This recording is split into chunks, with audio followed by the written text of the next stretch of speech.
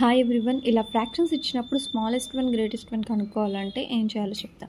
First fraction 2/3, 3 - 2 1, 7 - 5 2, 5 - 3 2 difference. Okay, ఇప్పుడు న్యూమరేటర్లో దానికి 0 యాడ్ చేసి 20, ఇప్పుడు న్యూమరేటర్లో 5, ఇప్పుడు 50. ఓకే, ఇప్పుడు న్యూమరేటర్లో 3 ఉంది, 30. ఓకే, ఇప్పుడు మనము 20 డివైడెడ్ బై 1, ఇప్పుడు 50 డివైడెడ్ బై 2 అంటే డిఫరెన్సెస్ వేసుకొని, ఇప్పుడు 20 డివైడెడ్ బై 1 అంటే 20, 25, 15. ఓకే, ఇప్పుడు వీటిలో గ్రేటెస్ట్ వన్ 25.